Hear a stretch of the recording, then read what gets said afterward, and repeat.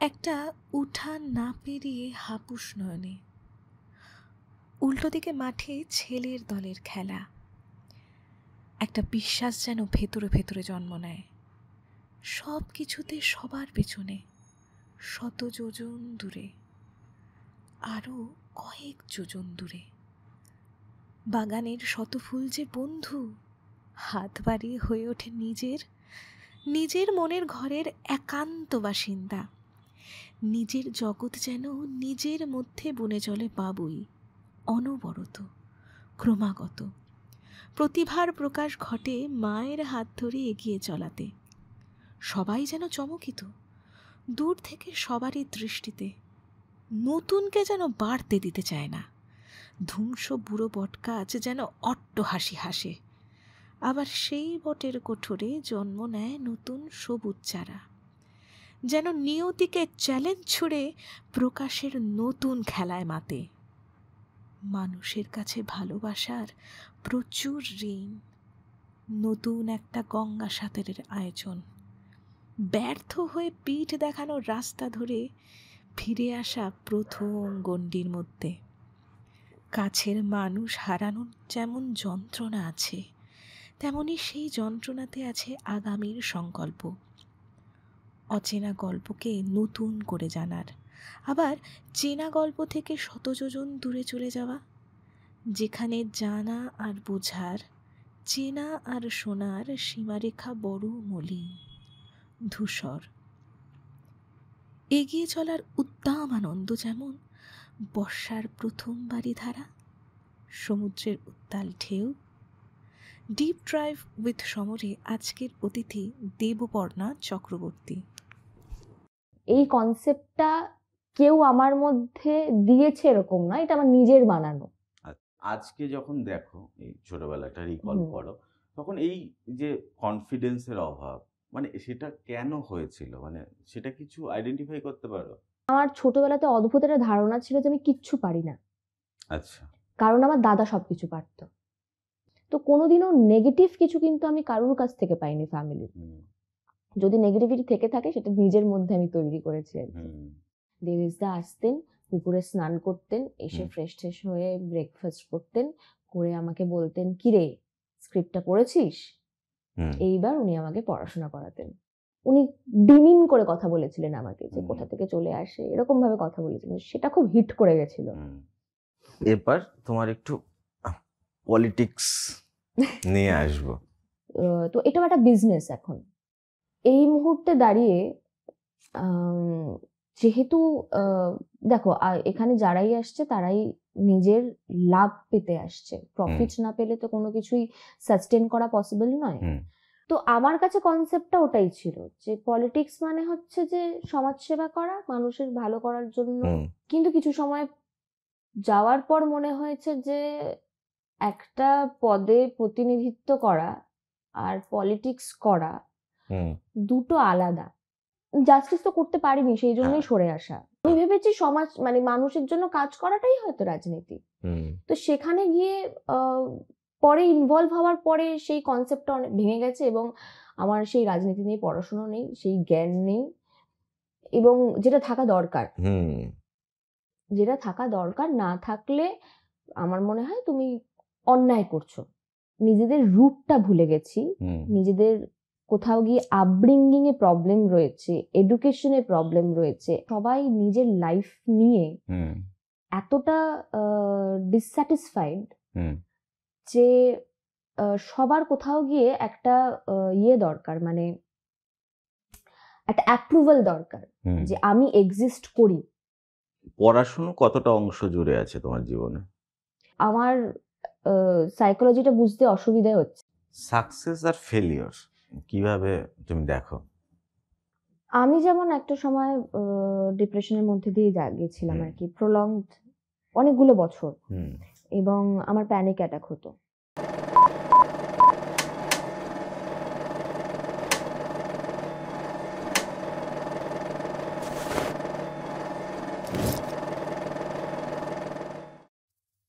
কেমন আছো?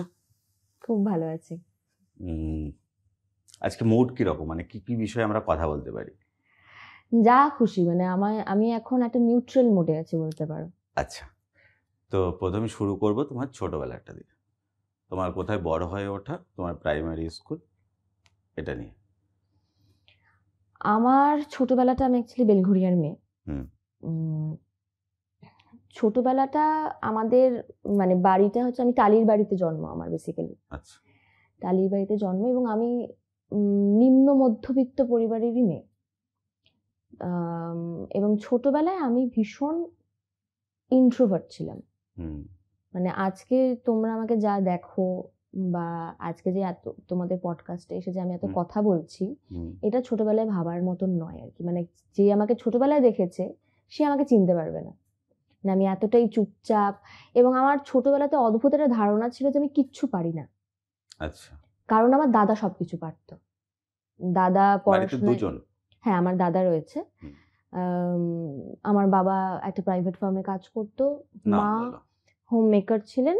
তবে মা পরবর্তীকালে মানে টিউশন করাতেন, পড়াতেন, কোচিংয়ে পড়াতেন বা প্রাইভেট টিউশন করতেন, এরকম করতেন। মা বাবার নামটা বলো। বাবার নাম হচ্ছে মেঘনাথ চক্রবর্তী, মার নাম নিবেদিতা চক্রবর্তী। আমার দাদা দেবজ্যোতি চক্রবর্তী, এবং আমার দাদু ছিলেন আমাদের সাথে। আচ্ছা। মানে তার ছত্রছায়াতেই আমাদের বেড়ে ওঠা, এবং ছোটবেলা থেকে পড়াশোনা করানো থেকে শুরু করে সবটাই অনেকটাই দাদু করেছেন ওরকম ভাবে। মানে মুখে মুখে অঙ্ক শিখেছি দাদুর কাছে। আচ্ছা। তো তো যেটা বলছিলাম আমি আর কি, মানে দাদা সবকিছুতে ভালো আর আমি কিছুতেই ভালো নই, এই কনসেপ্টটা কেউ আমার মধ্যে দিয়েছে এরকম না, এটা আমার নিজের বানানো। আচ্ছা। তো তার জন্য কি হতো, সব জানা জিনিস পরীক্ষায় ভুল লিখে আসতাম।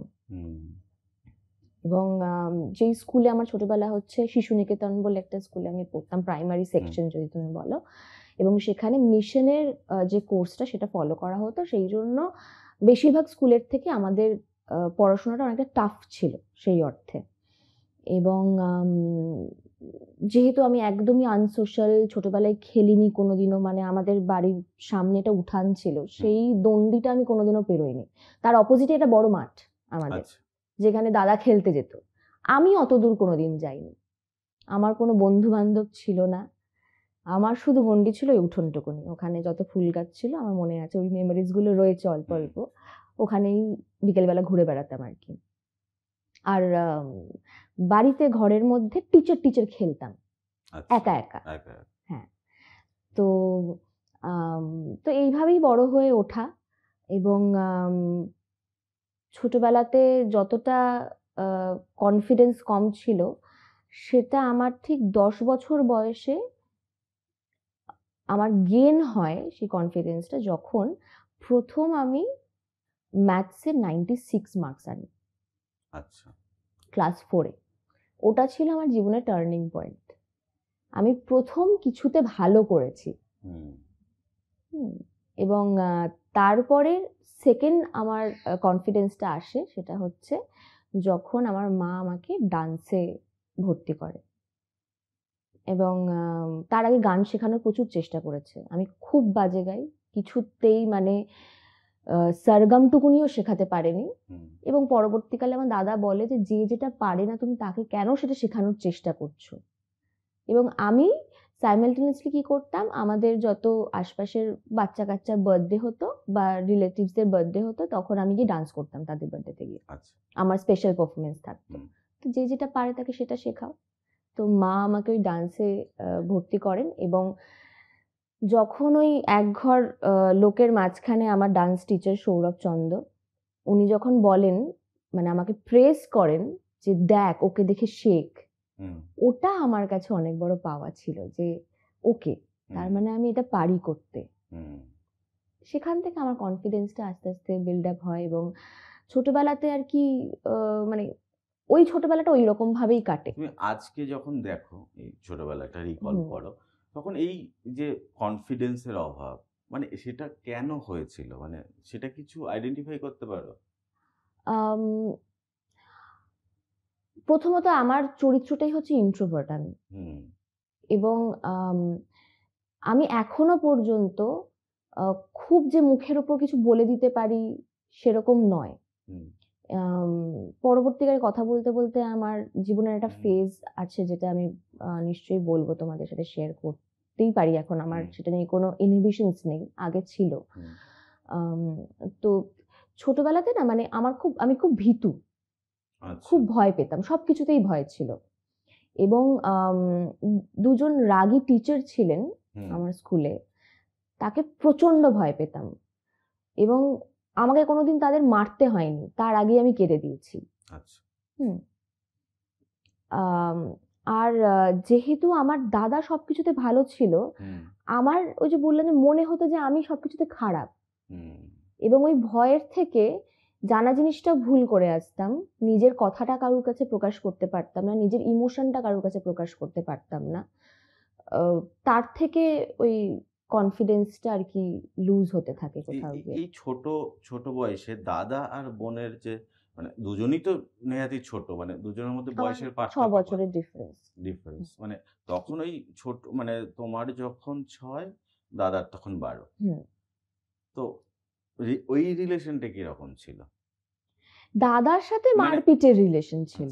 হ্যাঁ, মানে সেই রিলেশনটা একদম প্রপার ছিল, এবং যখন বড় হই ওই দাদার গাইডেন্সটা মানে প্রোটেক্ট করে রাখার যে ব্যাপারটা, সেটা পুরোপুরি দাদার কাছ থেকে পেয়েছি। এবং দাদা অনেক কিছুতে ভালো, এবং সেটা ইন্সপায়ার করতো, এরকম নয় যে ইন্সপায়ার করতো না, কিন্তু এটা হচ্ছে নিজের মধ্যে তৈরি করা একটা জিনিস। হ্যাঁ, যেটা পরে আস্তে আস্তে মানে এখন তারা তো আমাকে নিয়ে যথেষ্ট প্রাউড ফিল করে, এবং সারা জীবন মানে এটা অনেকে পায় না, আমি পেয়েছি। সেটা হচ্ছে সারা জীবন আমি আমার ফ্যামিলির সাপোর্ট পেয়েছি, এবং সব কিছুতে।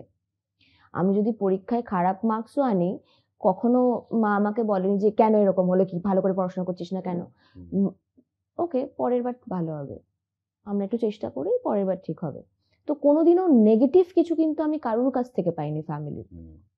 যদি নেগেটিভিটি থেকে থাকে সেটা নিজের মধ্যে আমি তৈরি করেছি আর কি।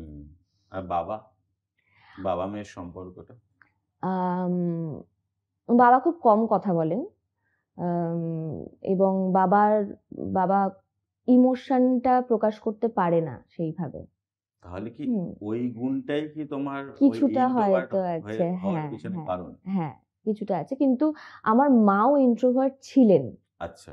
আমি পরে যখন মায়ের মুখে মায়ের ছোটবেলার গল্প শুনি, মায়ের বেড়ে ওঠা শুনি, মায়ের একটা খুব স্ট্রাগল রয়েছে জীবনে, তখন আমি কোথাও গিয়ে কানেক্ট করতে পারি মায়ের সাথে। মাও ইন্ট্রোভার্ট ছিলেন, পরিস্থিতির জন্য এক্সট্রোভার্ট হয়েছেন, ভোকাল হয়েছেন, এক্সট্রোভার্ট নয় ভোকাল হয়েছেন, যেটা আমার সাথেও কিছুটা ঘটেছে আমার জীবনে। তো বাবার সাথে সম্পর্কটা হচ্ছে যে যেহেতু খুব বাবারা বেসিক্যালি কি করে, বাবারা সাপোর্টটা দিয়ে রাখে কিন্তু বুঝতে দেয় না। আর আমি খুব ছোটবেলা থেকেই বুঝতে পেরে গেছিলাম যে মানে আমার মা এবং বাবা দুজনেই কি কি করছেন, কি কি স্যাক্রিফাইস করছেন লাইফে আমার জন্য। স্বল্প পয়সার মধ্যে সবটা সামলানো, কিন্তু একটা ছেলে মেয়ে বড় করার জন্য যা যা দরকার, যা যা ফেসিলিটিস দরকার, এডুকেশন দরকার, এক্সট্রা কারিকুলাম যা যা দরকার, যখন যা মানে শিখতে ইচ্ছে করছে সেটা শেখানো থেকে শুরু করে সবটা কিন্তু বাবা করেছেন, নিজের লিমিটেশনের বাইরে গিয়ে করেছেন, কিন্তু করেছেন। নিজের জন্য পুজোয় জামা কেনেননি, কিন্তু আমাদের কিন্তু সুন্দর মানে জামা কিনে দেওয়াটা মাস্ট ছিল। সেই স্যাক্রিফাইসগুলো আমি খুব ছোট বয়সে বুঝতে পেরে গেছিলাম। তোমার সেকেন্ডারি স্কুল ওখান থেকে আমি বেঙ্গলি মিডিয়ামেই পড়াশোনা করেছি ছোটবেলা থেকে, এবং আমার সেকেন্ডারি স্কুল হচ্ছে আমি 10 অবধি পড়েছি আরিয়াদহ সর্বমঙ্গলা বালিকা বিদ্যালয়, 11-12 পড়ি হচ্ছে মহাকালী বালিকা বিদ্যালয়তে। আমার 11-12 আমার কমার্স ছিল, আমি কমার্স নিয়েছিলাম। এবং এই যে স্কুলটা চেঞ্জ করি তার পেছনেও আমি একটু জেদি, এবং I can forgive but I can forget আর কি, ওই রকম ব্যাপারটা। তো যখন আর কি আমি খুব ছোটবেলা থেকে কাজ শুরু করেছিলাম, তো স্কুলে তখন স্কুলেই পড়তাম, 8-এ পড়তে আর কি আমার অলরেডি আমার অভিনয়ের জার্নিটা শুরু হয়ে যায়। ফার্স্ট কাজ কি করলে? ফার্স্ট কাজ হচ্ছে তখন ছিল হচ্ছে আকাশ বাংলা। আকাশ বাংলা। আকাশ বাংলায় এক সপ্তাহের গল্প হতো। হুম প্রথম কাজ যদি বলি পুলিশ ফাইলস হতো, হুম হুম হুম। এখনো যেটা হয়। এখনো হয়। হুম পুলিশ ফাইলসে আমি একটি মুখ্য চরিত্রে অভিনয় করেছিলাম, এটা হুম আমার প্রথম কাজ, এবং তার আগে কোনো এক্সপিরিয়েন্স ছিল না। হুম একটা ওই ইনস্টিটিউশন হয় হুম অভিনয় হুম শেখায়, হুম। সেরকম ইনস্টিটিউশনে আমি ভর্তি হয়েছিলাম, আচ্ছা। যেখান থেকে আম, অনেকটাই শিখিনি, আবার কিছু কিছু জিনিস শিখেছি। হুম। একটা তো রাস্তা তৈরি হয়েছে আর কি।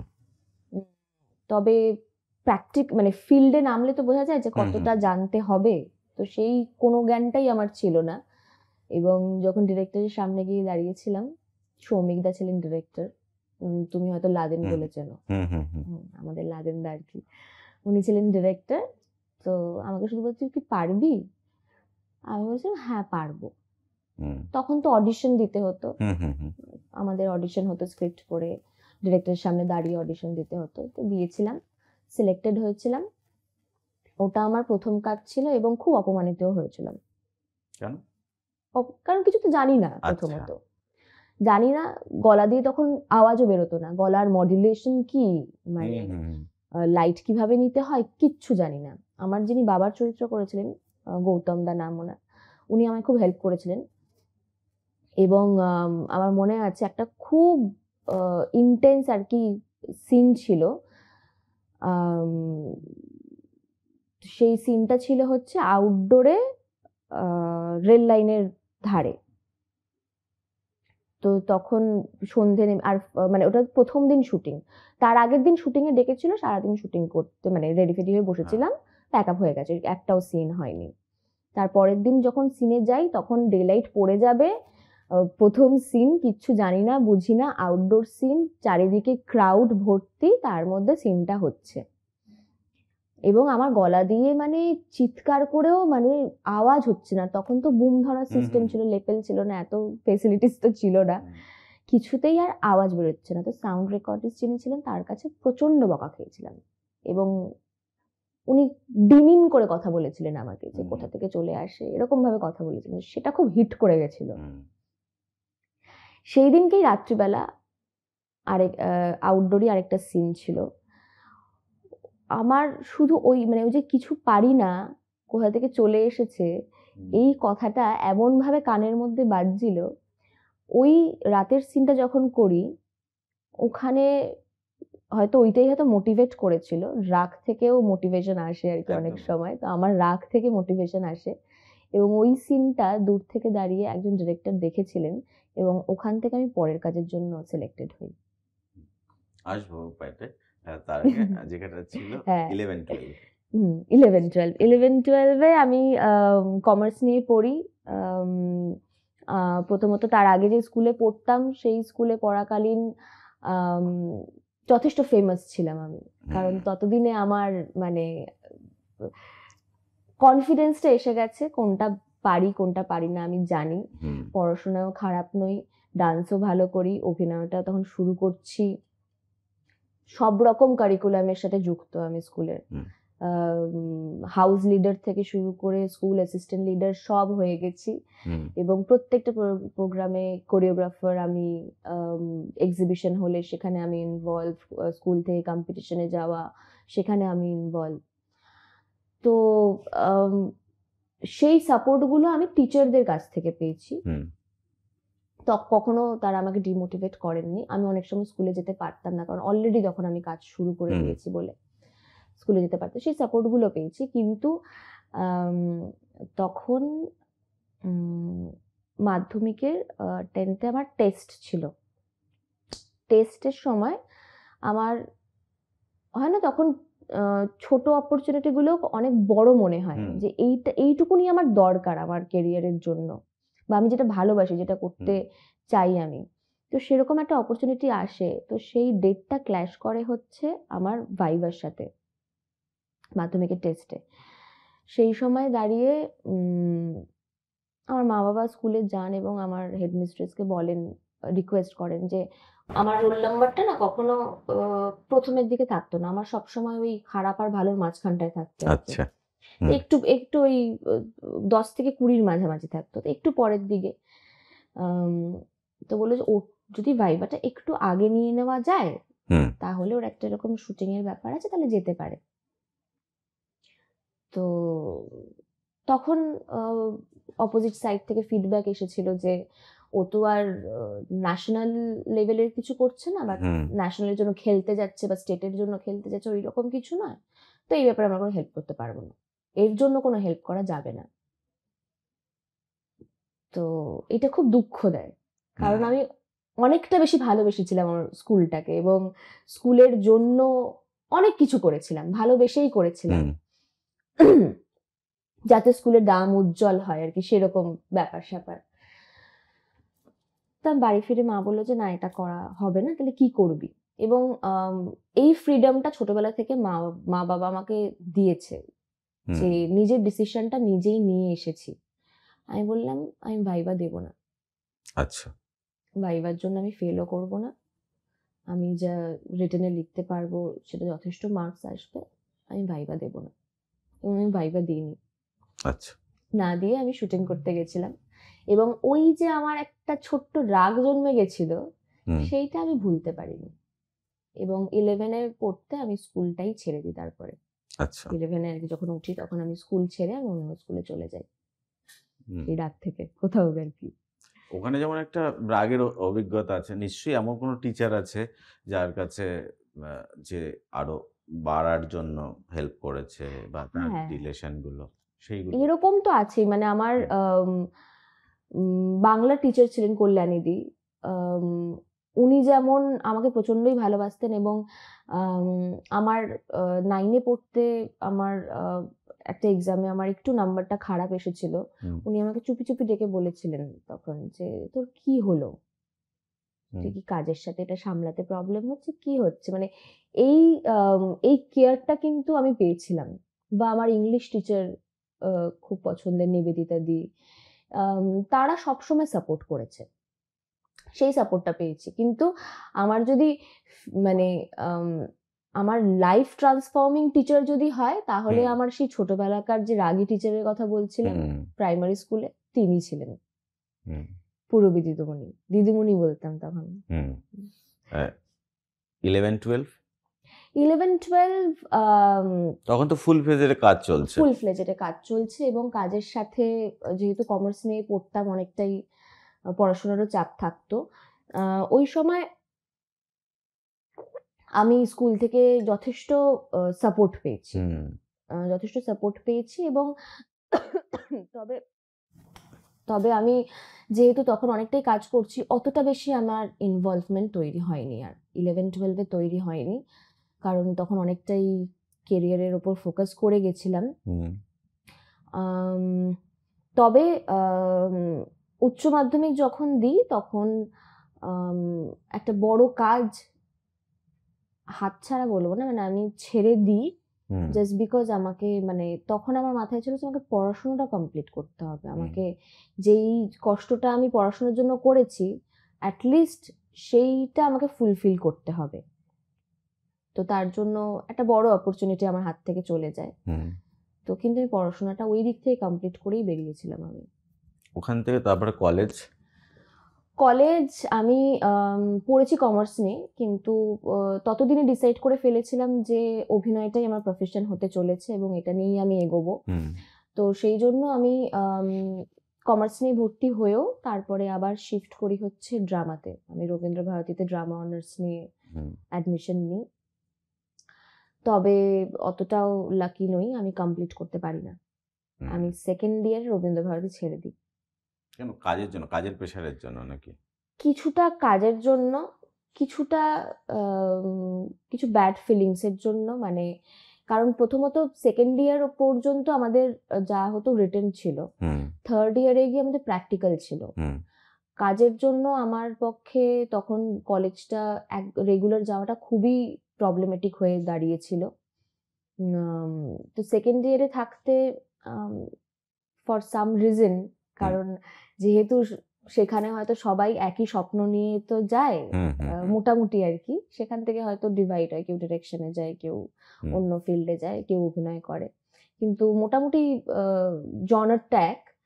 তো সেক্ষেত্রে দাঁড়িয়ে তখন আমি অলরেডি সিরিয়ালে হিরোইনের চরিত্রে অভিনয় করছি, অনেকটা বছর আমার কেটে গেছে অভিনয় জগতে। যেই কষ্টের সময়টা অনেকটা পেরিয়ে এসেছি। তো তখন কলেজের এরকম হয় যে আমার বন্ধু বান্ধবদের বলে রেখেছিলাম যে আমার সেকেন্ড ইয়ারের ফর্ম ফিল আপের ডেটটা আমাকে একটু বলিস, আমি তো আসতে পারছি না, বলিস। তো ফর সাম রিজন তারা বলেনি আমাকে। আচ্ছা। এবং এটা আমার শোনা কথা, এবং পরে মানে শোনা কথা ইন দিস শোনা না, এটা এক্সপিরিয়েন্স হয়েছে অবশ্য। সেটা হচ্ছে যে ক্লাসের সবাইকে আর কি বলে দিয়েছিল যে ওকে না কোনো নোটস দিবি না। তো আমাকে একটি মেয়ে লুকিয়ে লুকিয়ে আমাকে নোটস দিয়েছিল, সেকেন্ড ইয়ারের সব নোটস দিয়েছিল, বলে তোকে আমি হেল্প করি, তুই বলতে পারবি না কিন্তু আমি দিয়েছি। আমি কেন, বলছি না এরকম বারণ করেছে তোকে নোটস দিতে। ইনস্ট্রাকশনটা কার ছিল, কাদের? ওই সেম ব্যাচমেটেরই আর কি, ব্যাচমেটের মধ্যেই আর কি এটা চলছে আর কি তখন। তা আমি তারপর বাড়িতে এসে মাকে বললাম, মা এরকম সিচুয়েশন, তো আমি সেকেন্ড ইয়ারের পরীক্ষাটা দিয়ে দিচ্ছি, কিন্তু থার্ড ইয়ারে গিয়ে আমার প্রবলেম যেটা হবে সেটা হচ্ছে প্র্যাকটিক্যাল। থার্ড ইয়ারে একটা গ্রুপ করে আমাদের নাটক করতে হয়, পুরো একদম মানে পুরো প্রোডাকশনটা নামাতে হয়, সবকিছু করতে প্র্যাকটিক্যাল থাকে। তখন তো আমাকে কেউই হেল্প করবে না, তাহলে আমার গ্রুপে যারা থাকবে কেউ তো আমার গ্রুপে থাকতেই চায় না প্রথমত, আর আমি যাদের গ্রুপে থাকবো তারা তো আমায় কেউ আর হেল্প করবে না। তো এটা তো খুব মুশকিলের ব্যাপার হয়ে যাচ্ছে। তো আমার মনে হচ্ছে না আমি থার্ড ইয়ারটা দিতে পারবো। তখন আবার ওখানে সেকেন্ড ইয়ার আমি কমপ্লিট করে আবার আমি প্রথম থেকে শুরু করি, আমি ডিস্টেন্সে আমার ইংলিশ অনার্স নিয়ে আমি গ্রাজুয়েশন কমপ্লিট করি।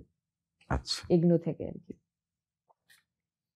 এবার তোমার কাজের জায়গাটা আবার ফেরত আসছে। তোমার প্রথম পুলিশ ফাইলের ওই রকম অভিজ্ঞতা, তারপরে একজন ডিরেক্টর দেখে কে সে এবং কিভাবে তারপরে সেকেন্ড কাজ, কিভাবে কাজের জার্নি। সেকেন্ড কাজ হচ্ছে সাহিত্যের সেরা সময় হতো, সেই সময় আমি জনদার ডিরেকশনে আর কি কাজটা করি।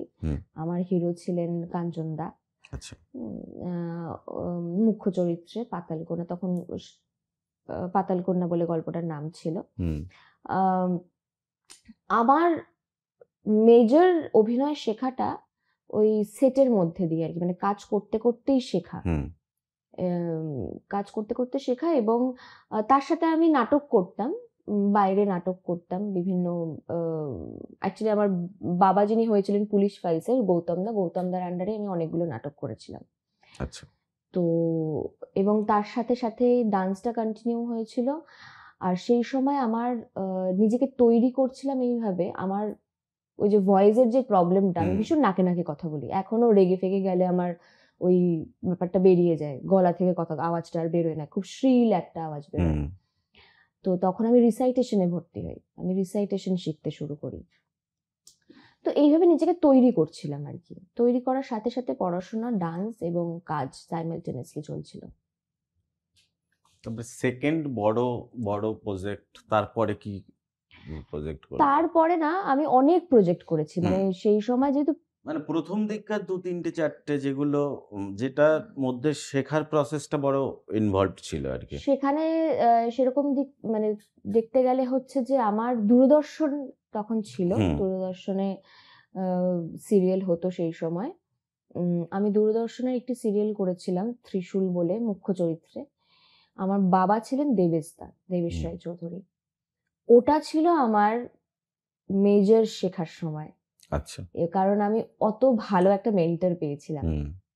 আর দেবেশ দা এমন একটা মানুষ, আমাদের তখন শুটিং হচ্ছে বাইপাসের ওখানে একটা বাড়িতে শুটিং হতো, পাশেই বড় বড় পুকুর ছিল। আমাদের সকাল 7টায় কল টাইম থাকতো, 7টা-8টা এরকম কল টাইম থাকতো। দেবেশ দা আসতেন, পুকুরে স্নান করতেন, এসে ফ্রেশ ট্রেশ হয়ে ব্রেকফাস্ট করতেন, করে আমাকে বলতেন, কিরে স্ক্রিপ্টটা পড়েছিস? এইবার উনি আমাকে পড়াশোনা করাতেন। আচ্ছা। তো ওনার কাছ থেকে, এবং এটা এভরি ডে উনি করতেন, এবং পরের দিন ধরবো পড়া, আমি এটা একটু করে আসবি। তো ওই যে শেখাটা, ওটা আমাকে অনেক কিছু দিয়েছে, যেই গাইডেন্সটা এখন অনেকেই পায় না। বেসিক্যালি কাজের জায়গায় এসে কাজ শেখা, এই সময়টা এখন আর কারোর কাছে নেই। বা এই হুম। রিলেশনটা কি মেকআপ রুমে আছে আজকের না, দিনে এটা নেই। সেটা? মানে কারোর শেখার সেই হুম ইচ্ছেটা আছে কিনা সেটা নিয়েও আমি ডাউটফুল এই মুহূর্তে। হুম কারণ যত দেখছি, আমার প্রায় 20 বছর হয়ে গেল ইন্ডাস্ট্রিতে। হুম তো অনেকটা চেঞ্জ হয়ে গেছে। মানে একটা পুরো জেনারেশন চেঞ্জ হয়ে গেছে হুম বলতে গেলে।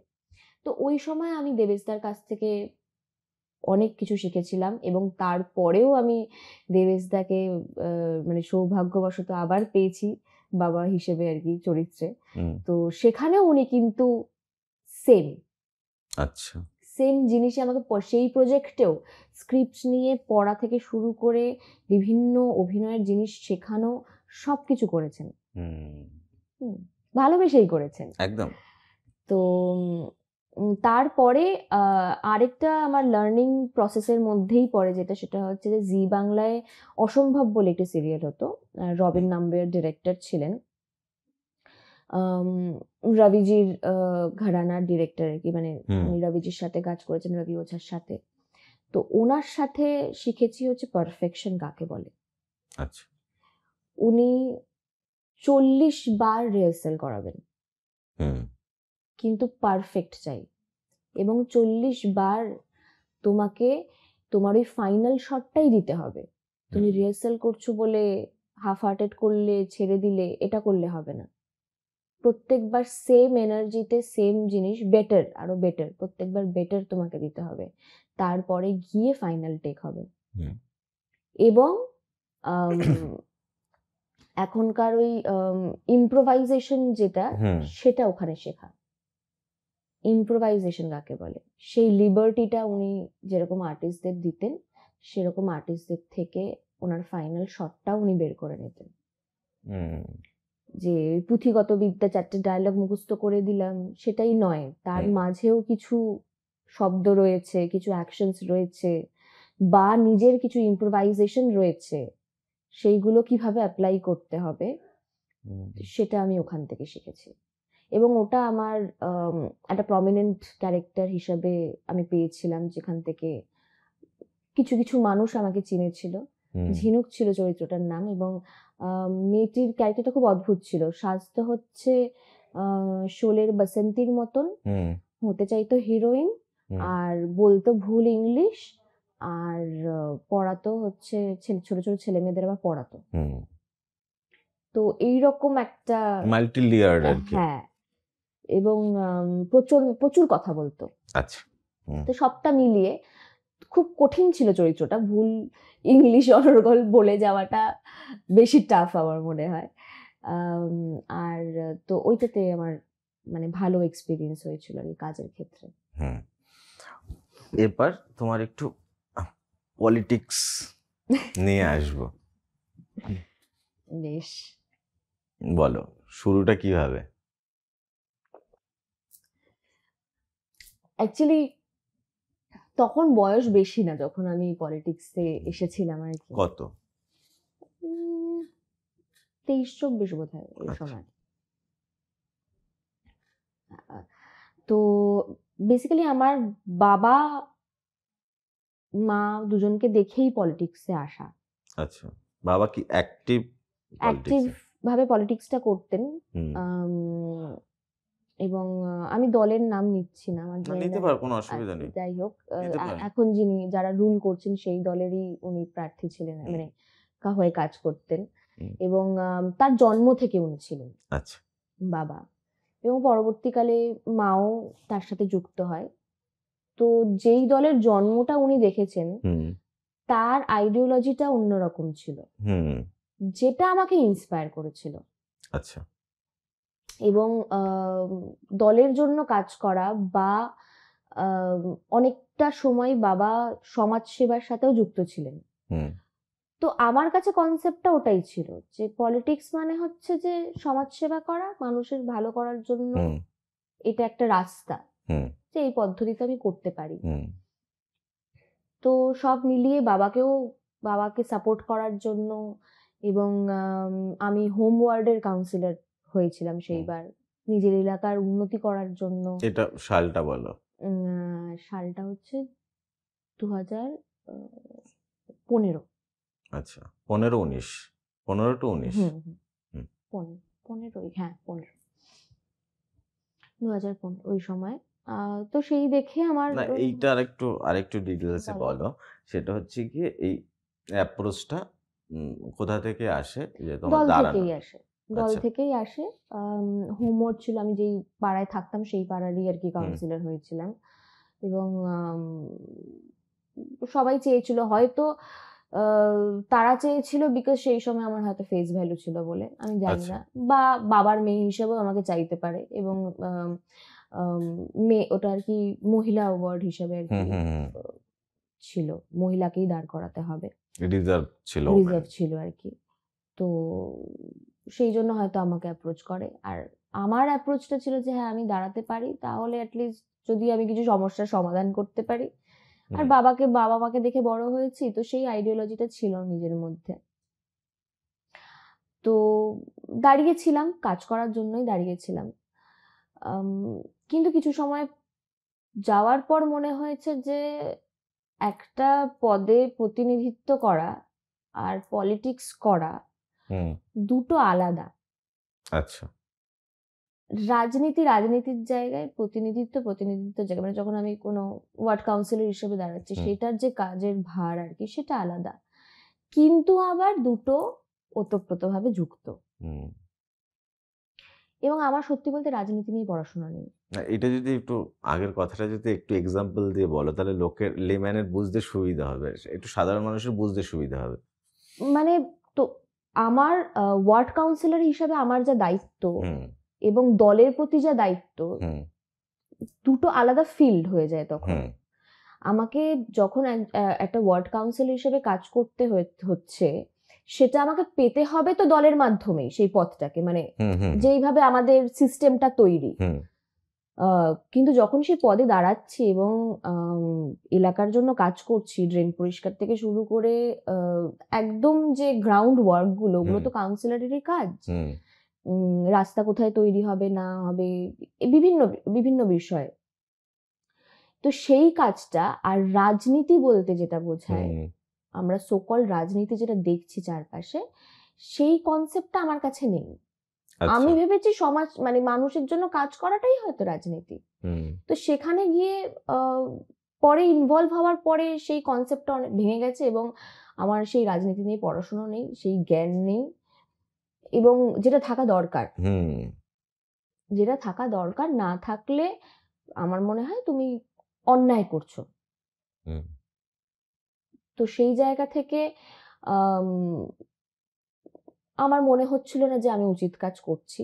আমি আচ্ছা। আমার মতন করে চেষ্টা করেছি কাজ করার, মানুষের জন্য কাজ করার। এবং সেখানেও কি সবসময় স্মুথ হয় রাস্তাটা? না, সেখানেও অনেক বাধা এসছে, এবং সেই বাধাটা পেরিয়ে গিয়ে মানুষের জন্য কাজ করাটাও আরেকটা টাস্ক। হুম কিন্তু আমাকে সার্ভাইভ করতে হতো আমার যেটা প্রফেশন, যেটা আমার রুজি রুটি, সেটা দিয়ে। হুম আমি কাজও করবো, আমি অভিনয়ের কাজও করব, আমি ওদিকে ওয়ার্ড কাউন্সিলরেরও কাজ করব। এই দুটো কোথাও গিয়ে ক্ল্যাশ করে যাচ্ছিল। কিন্তু আমার পক্ষে অভিনয়টা ছাড়া সম্ভব ছিল না সেই মুহূর্তে দাঁড়িয়ে, এই মুহূর্তে দাঁড়িয়েও সম্ভব নয়। আর অভিনয়টা আমাকে আমার বাড়ি ভাড়া থেকে শুরু করে রোজগারের বাজারের টাকা থেকে শুরু করে সবকিছু প্রোভাইড করছে, হুম যেটা আমি এখান থেকে আমার পাওয়া সম্ভব নয়। হুম তো সেখানে দাঁড়িয়ে যারা সত্যিই কাজটা ডেডিকেটেডলি করে তাদেরকে হ্যাটস অফ, কারণ হুম তারা যথেষ্ট ডেডিকেশনের সাথে করছে। এবং সেটাই করা উচিত। হুম এটা যে কোনো 24 আওয়ার্স, এটা একটা 24 আওয়ার্স জব। তোমাকে হুম যদি ভোর 4টের সময় ফোন করে কেউ বলে যে আমার পাড়ায় এই সমস্যা হচ্ছে বা এখানে এই ইয়ে হচ্ছে, তোমাকে যেতে হবে। হুম এবং সেটাই তোমার কাজ, আচ্ছা। মানুষের পাশে থাকাটাই তোমার কাজ। হুম তো আমি যদি সেইটাই প্রপারলি করতে না পারি, তার আমার ইনজাস্টিস করা হচ্ছে, হুম সেই পথটাকে অসম্মান করা হচ্ছে। এবং যেটা নিয়ে যেই ভাবনা নিয়ে আমি গেছিলাম, সেই ভাবনাটা যথেষ্ট নয়। হুম তার জন্য আরো অনেক বেশি পড়াশোনা ও জ্ঞান থাকা দরকার, যেটা আমার সেই মুহূর্তে ছিল না, এখনো আমি অতটাও অর্জন করতে পারিনি। তো সেই টার্মটা কাটানোর পর আমি পলিটিক্স থেকে সিদ্ধান্ত নিই বেরিয়ে আসার। মানে অ্যাপ্রোচ এসেছিল পরের বার দাঁড়ানোর? এসেছিল, আচ্ছা কিন্তু আমি আমার ঠিক মনে হয়নি। আচ্ছা। তো এখন পলিটিক্সের সঙ্গে কি কোনো কানেকশন তোমার না, নেই? এই মুহূর্তে কোনো কানেকশন নেই। কিন্তু দলের সঙ্গে? না। আচ্ছা, মানে মতদর্শগত পার্থক্য না, আমি অ্যাজ এ নর্মাল ভোটার হিসেবে? আমি অ্যাজ এ নর্মাল ভোটার হিসেবেই থাকতে চাই। কারণ আপাত দৃষ্টি মানে রিসেন্ট সিচুয়েশনে কোনো মতাদর্শই কারোর সাথে মিলছে না আচ্ছা, বলে মনে হচ্ছে, এবং মানে সেটা আমি আমার বাড়ির মানুষকে দিয়ে দেখতে পাচ্ছি আর কি। যারা বাজারে যাচ্ছে রোজ, যারা গ্যাস কিনছে, যারা ইলেকট্রিসিটি বিল দিচ্ছে, তারা যেভাবে সার্ভাইভ করে বেঁচে আছে, সেখানে দাঁড়িয়ে কোনো মতের সাথেই মিল হচ্ছে না ঠিক। তোমার যে 5 বছরটা ছিল অ্যাজ এ ওয়ার্ড মেম্বার হিসেবে, ওয়ার্ড কাউন্সিলর হিসেবে, তো সেই 5 বছরে যে তুমি যে কাজটা করার চেষ্টা করেছো, তাতে কত পার্সেন্ট কাজ তোমার মনে হয় সার্ভিস আমি দিতে পেরেছি? সেটা যে কোনো কাজ হতে পারে। কতটা, মানে কতটা সময় দিতে পেরেছো বা কতটা জাস্টিস করতে পেরেছো ওই ভূমিকায়? জাস্টিস তো করতে পারিনি, সেই জন্যই সরে আসা। আচ্ছা, জাস্টিস করতে পারিনি, এবং চেষ্টা করেছি, কারণ আমার সাথে আমার বড় সাপোর্ট ছিলেন বাবা। আমাকে শুটিং এ যেতে হতো রোজ, তো তার মাঝেই যা করার, অফিসিয়াল কাজ করা থেকে শুরু করে সবকিছুই করেছি। কিন্তু এই ভূমিকাটা না, মানে অনেকটা বেশি হচ্ছে মানুষের সাথে ইন্টারাকশনের মতন আর কি, মানে এভরিডে ইন্টারাক্ট করা, এবং অনেকটা আর কি ওই ছাতার মতন হয়ে দাঁড়ানো আর কি ব্যাপারটা। তো সেই সাপোর্টটা আমি দিতে পারিনি, কারণ তাদের যে কোনো ছোট ছোট প্রয়োজনে তাদের পাশে তোমার থাকার কথা আর কি, যেই কথাটা আমি রাখতে পারিনি। আমার বাবা অনেকটাই রাখার চেষ্টা করেছেন আমার মানে আমার ছায়া হিসেবে, কিন্তু সেই জায়গাতে আমি বিফল হয়েছি। কাজের দিক থেকে যেই কাজগুলো মানে করার আর কি, যেগুলো প্রসিডিওর অনুযায়ী করা যায়, সেই কাজগুলো করা গেছে। কিন্তু ওই 24 আওয়ার্সে, মানে ওই মাঝের যে সময়টা আর কি, যেটা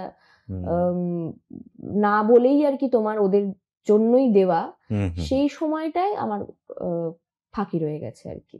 সেই সময়টা আমি দিতে পারিনি। ওই রাজনীতি থেকে তারপরে তুমি বেরিয়ে এলে, এসে আবার কাজ যেমন চলছে, তখন তো কাজ চলছিল প্যারালালি? তখন প্যারালালি কাজ চলছিল। তো তারপরে আবার তারপরের কাজগুলো? তারপরের কাজগুলো সেই সময় আমার চলছিল বোঝে না সে বোঝে না, স্টার জলসার।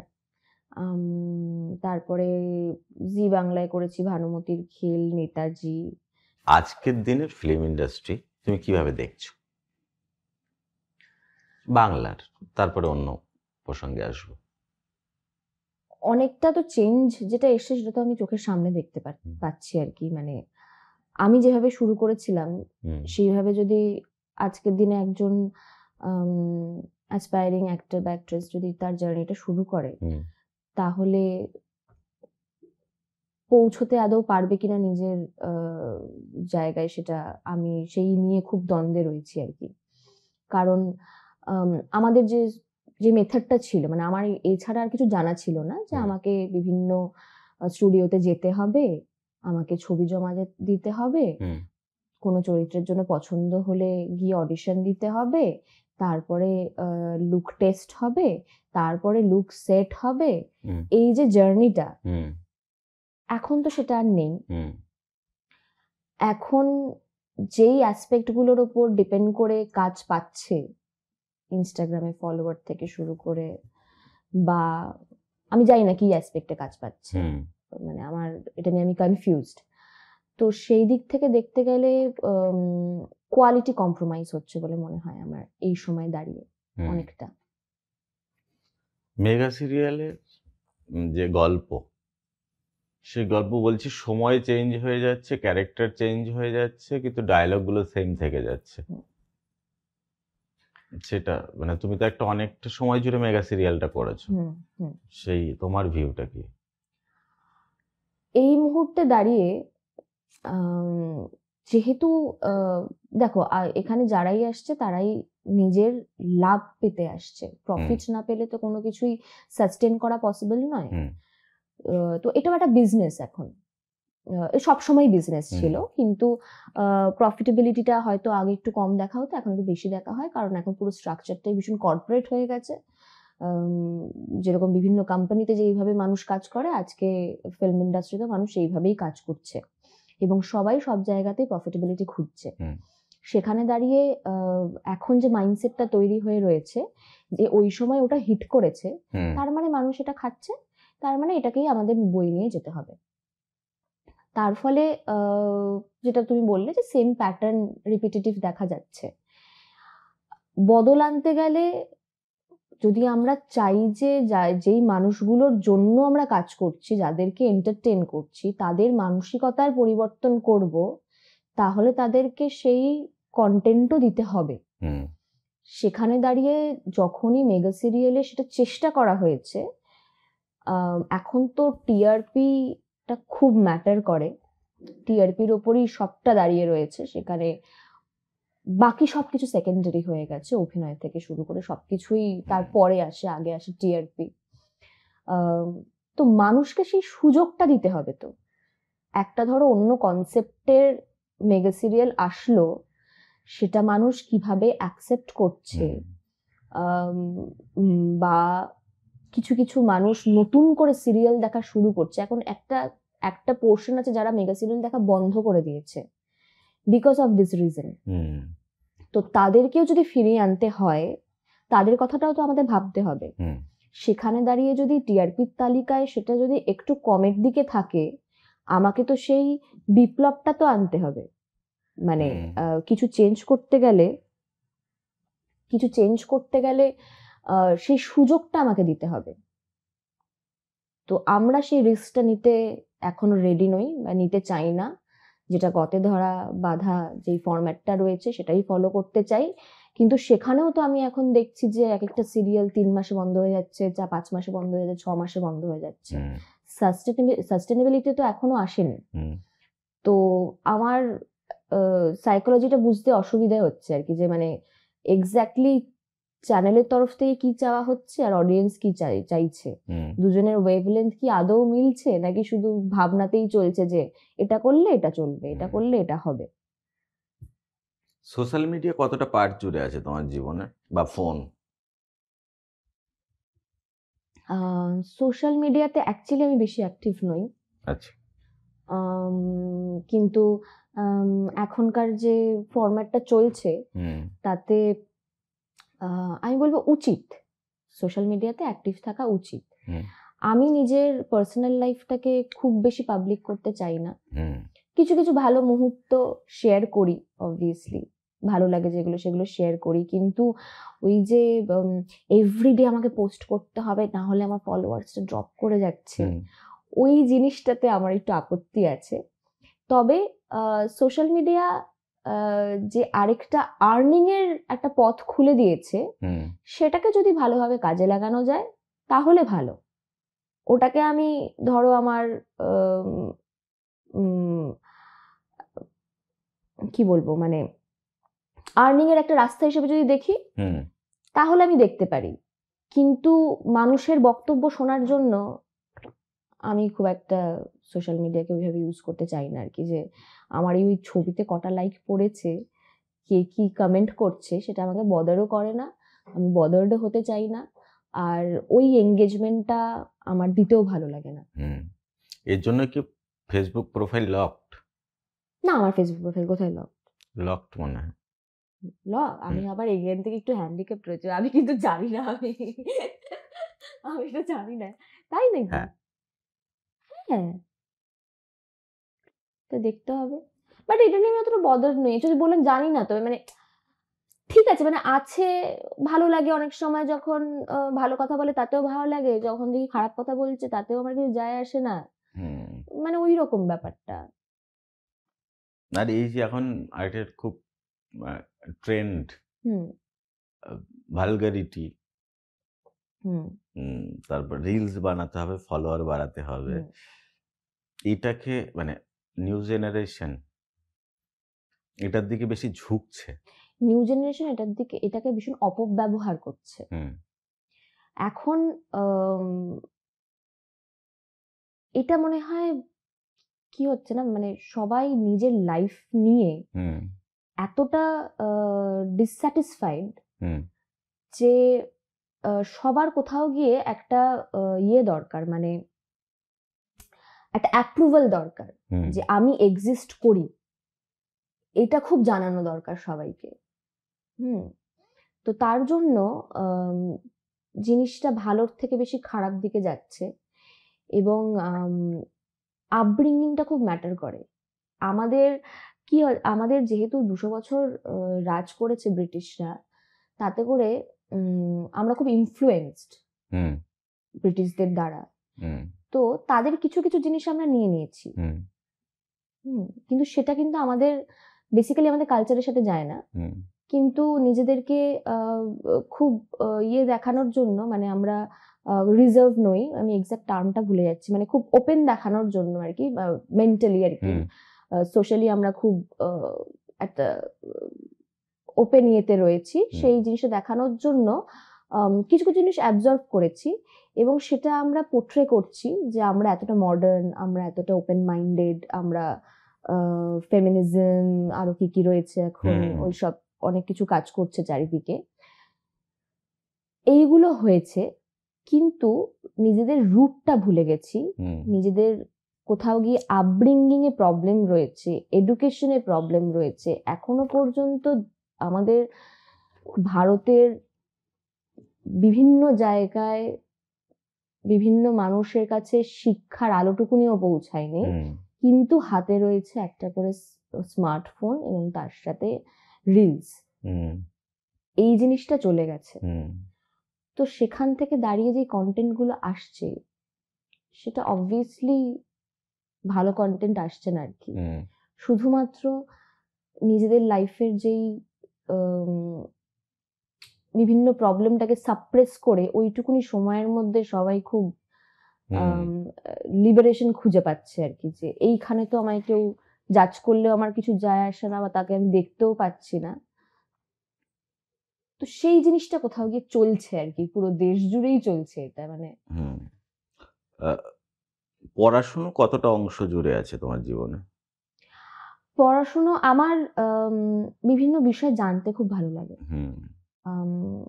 সেটা সবসময় বই পড়ে জানি সেরকম নয়, ভালো লাগে, গল্পের বই পড়তে ভালো লাগে, শুধু গল্পের বই নয়, বিভিন্ন সাবজেক্টের উপর বই পড়তেও ভালো লাগে। এখন এই ফোনটাকে ওইভাবে কাজে লাগাতে ভালো লাগে, বিভিন্ন জিনিস শেখার জন্য আর কি। তো আমি কন্টিনিউয়াস কিছু না কিছু মানে জানতে থাকি, সেটা নিজের জন্যই জানি, কাউকে কিছু জাহির করতে হবে বা কিছু করতে হবে জীবনে তার জন্য নয়, শুধু নিজের জ্ঞানের জন্যই জানি। আপডেট থাকাটাও বোধহয় জরুরি। এবং বিভিন্ন বিষয়, সেটা আমি যেমন কোভিডের সময় বাড়িতে বসেছিলাম, সেই সময় ওই সময় প্রথম জানলাম যে আমি আঁকতে পারি। আচ্ছা। তার আগে ছোটবেলায় মা আঁকা শিখিয়েছিল, একদম পারতাম না, দাদা খুব ভালো আঁকতো। আচ্ছা। এখনো খুব ভালো আঁকে, আমার দাদা অসাধারণ আর্টিস্ট, আমি একদম আঁকতে পারতাম না। তো কোভিডের সময় যেমন ওই সময় আমি মান্ডালা আর্ট করতে শিখি, ওটাও করি। ওই সময় আমি বাড়িতে বসেই একটা ইন্টেরিয়ারের ছোট কোর্স করি অনলাইনে। তো ওইভাবে জানাটা আমার কাছে ভালো লাগে আর কি, বিভিন্ন বিষয়। সেটা ওয়ার্ল্ড সিনেমা দেখা হয়? আমার অনেক পরে শুরু হয়েছে সেটা। আমি দেখি, আমি বিভিন্ন ছবি দেখেছি এবং এখনো দেখছি, তবে মানে অভিনয়ের অনেকটা জার্নি পেরিয়ে আসার পর আমার ওটা শুরু হয়েছিল। কারণ প্রথমত সেই ফেসিলিটিস গুলো ছিল না বাড়িতে,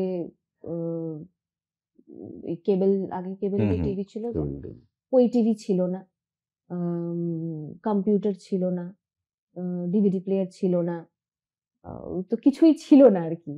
তো অনেকটা পরে ওই জন্য আমার ওই জার্নিটা শুরু হয়। তো যতটা পারি নিজেকে ওই দিক থেকে নিজের কাজের জন্যই আর কি ভালো ভালো জিনিস দেখার চেষ্টা করি।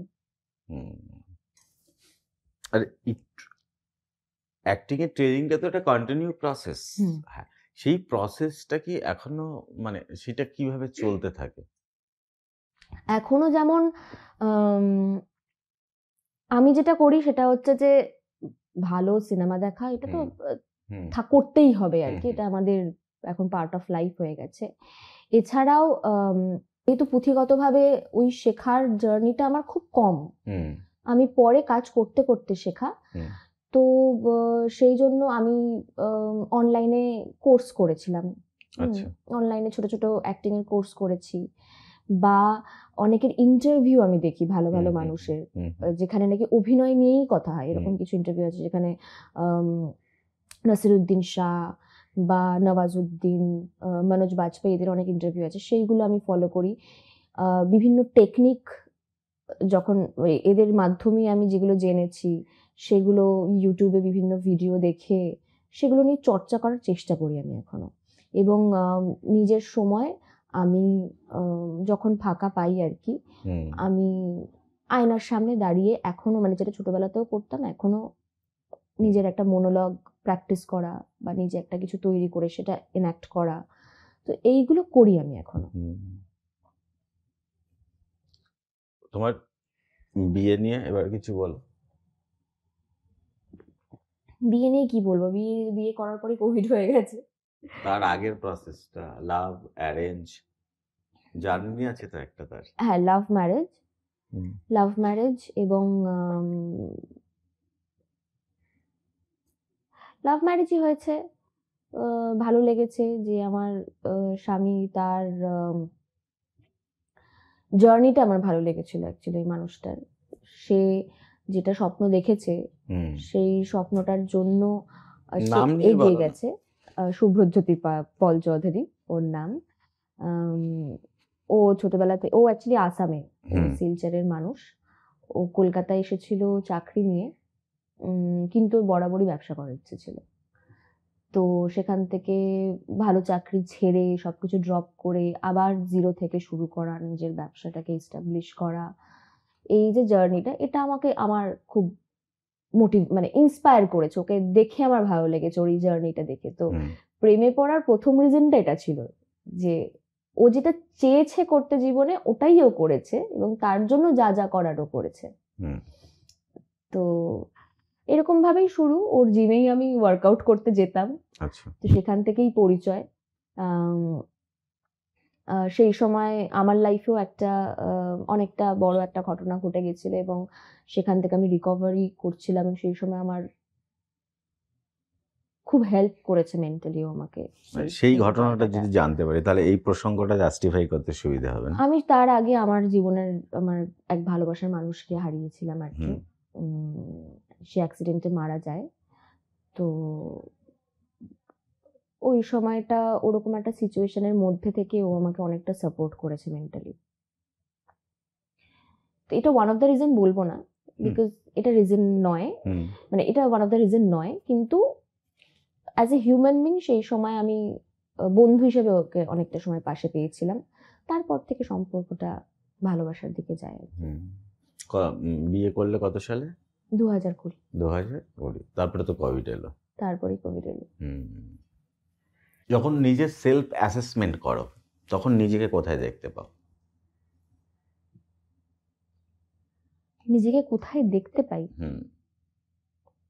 একটা গোল হয় না আমাদের, যে আজকে আগামী 5 বছর আমি এই জায়গাটায় যেতে চাই, বা আগামী 2 বছরে আমি এই জায়গাটা, এই জিনিসটা অ্যাচিভ করতে চাই। যখন এই প্রিভিয়াস জিনিসটাকে সেলফ অ্যাসেসমেন্ট করলে যেটা চেয়েছিলে তার থেকে কোন জায়গায় দাঁড়িয়ে আছো? অ্যাজ এ অ্যাক্টর হতে পারে, পলিটিশিয়ান হতে পারে, ওয়াইফ হতে পারে। আমি তোমার যা চেয়েছি সেটা অ্যাকচুয়ালি অলরেডি পেয়ে গেছি। এখন যদি আমি দাঁড়িয়ে নিজেকে দেখি, সেখানে দেখি যে আমি অভিনেত্রী ছাড়া কিছুই হতে চাইনি জীবনে। কারণ এত ছোটবেলা থেকে কাজ করা শুরু করেছি, যখন থেকে মানুষ, মানে অনেক পরে তার মানুষ ডিসাইড করে যে আমি জীবনে এটা হতে চাই, ওটা হতে চাই, কিন্তু সেটা আমার অনেক আর্লি এজে শুরু হয়ে গেছে। তো আমার পুরো জীবনটাই অভিনয় নিয়ে। সেখানে দাঁড়িয়ে এখন আমার একটাই চাওয়া, সেটা হচ্ছে যে আর একটু ভালো কাজ করা। মানে একজন অভিনেতা বা অভিনেত্রীর এটাই বোধহয় সারা জীবন যে মানে চাওয়া থাকে যে আরেকটা ভালো চরিত্র, একটু ভালো কাজ। এই খিদেটাই এখন রয়েছে, এখনো ওই খিদেটাই রয়েছে যে যদি একটা ভালো চরিত্র পাই, একটু অন্যরকম চরিত্র পাই, যা করে এসেছি তার থেকে যদি একটু আলাদা হয়, বা যেই কাজটা আমার আসতে চলেছে সেই কাজটায় যদি আমি একটু অন্যরকম কিছু করতে পারি, তো এখনো এটাই চাওয়া আর কি আমার। সেকেন্ড আরেকটা থিং জিজ্ঞেস করবো, সেটা হচ্ছে যে মেগা সিরিয়ালটা তো একটা বড় পার্ট জুড়ে ছিল বা আছে এখনো, সিনেমাটা কতটা জায়গা জুড়ে আছে তোমার ওয়ার্ক স্পেসে? সিনেমা করেছি, কিন্তু সেই অর্থে প্রচুর সিনেমা আমি করিনি। এটা কি টাইপ কাস্ট হয়ে যায় যে এ মেগা সিরিয়াল করছে মানে একে মেগা সিরিয়ালের জন্যই ডাকবো, এ ছবি করছে মানে একে ছবির জন্যই ডাকবো, এরকমই টাইপ কাস্ট হয়ে যাওয়ার জন্য এটা আমি আমার আর্লি স্টেজে ফেস করেছি, তখন আমি অনেকটাই ইয়াং। সেই সময় আমাকে অনেকে বলেছিল, মানে ডিরেক্টররা এরকম বলেছিল কি যে সিরিয়াল করলে তুই সিনেমা করতে পারবি না। তো সেই সময় আমি সিনেমা করছিলাম, তো তখন ভাবলাম সিরিয়াল করলে সিনেমা করতে পারবো না, তাহলে কি করব। এই করতে করতে আমার মাঝখানে কিছুটা সময় নষ্ট হয়, মানে নিজেই বুঝতে পারছিলাম না, তাহলে কি আমি সিরিয়াল করব না, তাহলে কি আমি সিনেমা করব। কিন্তু সিনেমা করতে গেলে যেই পহচটা দরকার আর কি, সেটা আমার নেই। কারণ এখনো আমি সেই জায়গায় কোথায় গেলে কাজ পাবো সেটা আমি এখনো জানি না, এই প্রবলেমটা আমার এখনো রয়েছে। তো তারপরে দাঁড়িয়ে বলতে পারো যে আমার জীবনে অনেকটা সময় মেগা সিরিয়াল আমি সিনেমা করেছি। কেউ যদি আমার কাজ দেখে ডেকেছে তাহলে আমি করেছি, না হলে আমি করিনি। এখনো সেম জিনিসটাই চলছে। কেউ যদি আমার কাজ দেখে আমাকে সিনেমায় ডাকে, বা এখন তো অনেক ইনহিবিশনসটা কেটেছে, তাও এখন ওয়েব সিরিজের জন্য, ওটিটির জন্য অনেকেই কাজ করছে, যারা সিরিয়াল করতো বা করে তারাও কাজ করছে। কিন্তু হ্যাঁ, একটা প্রবলেম কি হয়, যেহেতু মেগা সিরিয়ালটা ডেইলি বেসিসের কাজ, তার ফলে অনেকটা সময় আমাদের দিতে হয়।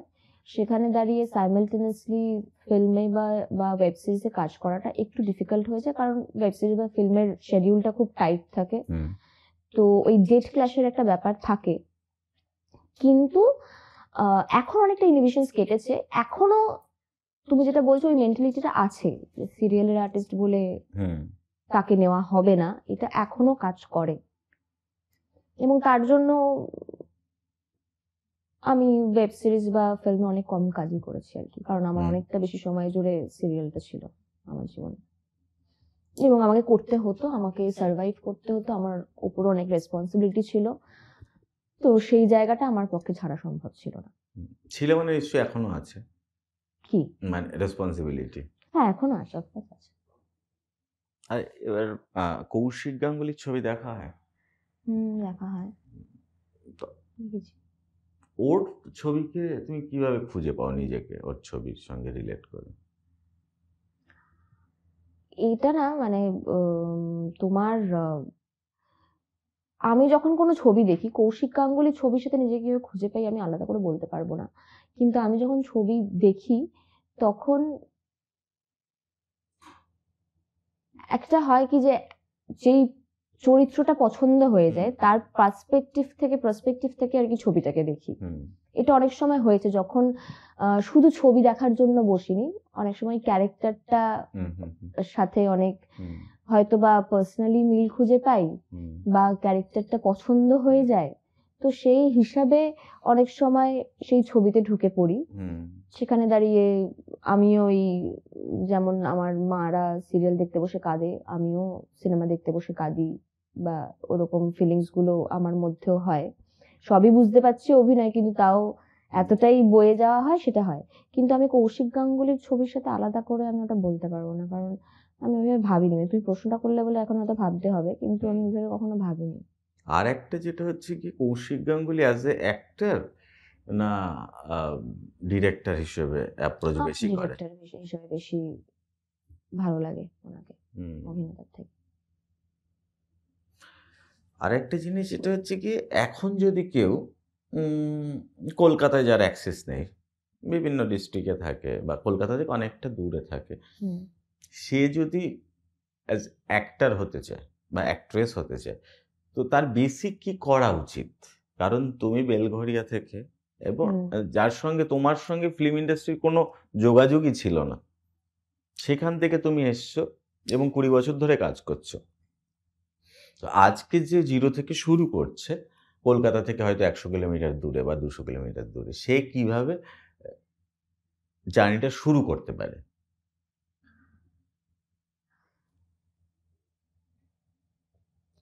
আমি মাঝখানে অভিনয় শেখাচ্ছিলাম, আচ্ছা। ওয়ার্কশপ করাচ্ছিলাম। আমার কাছে অনেক দূর দূর থেকেই অনেক ছেলেমেয়েরা শিখতে এসেছিল,